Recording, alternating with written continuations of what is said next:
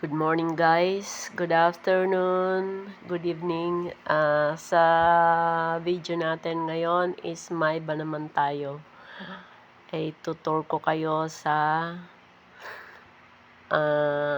Sierra Madre Mountain Ranges from San Mateo to nearly San Jose del Monte or sa Macabod. Guys, ito yung medyo malayo na view. Ayan yan, nasa bungad guys is facing San Isidro. Then yung likod na bukid na bundok is Tanay na yon guys. Ito is San Isidro ang lugar na to. Medyo green ang bundok kasi umulan na siya, kaya medyo nag-green na yung bundok. Kaya lang mapupunan natin guys, ang dami ng uka, quarry, katulad na lang yan, malapit yan sa Wawa Dam. Ito malapit sa San Rafael. Ito guys ay nung panahon na mainit, kaya kalbo ang ng bundok. Ayan, quarry yan guys. Ginigiba na nila yung bundok.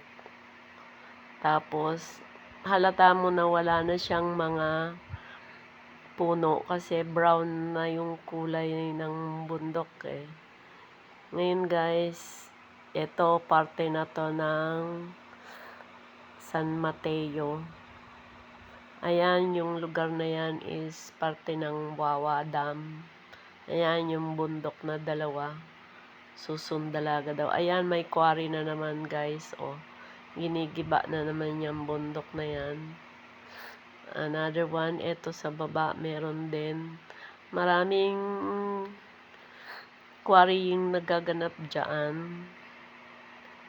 Ginagawa nilang graba dahil maraming construction nga dito sa around Metro Manila and all over sa sa Rizal, marami ding construction dito. Kaya ayan guys, kawawa naman yung Sierra Madre.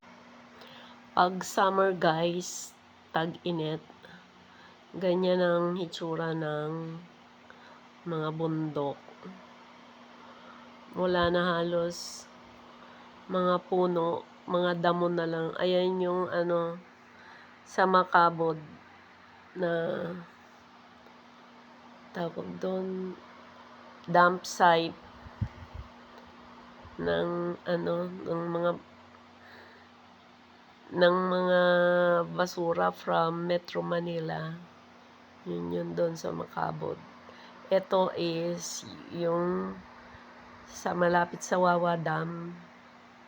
Ayan, may quarry din dyan.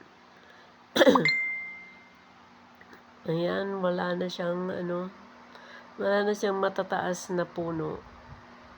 Ayan, may quarry din doon. Ayan, may siya. Ayan, may resort siya dyan. Kaya ito, kalbo na rin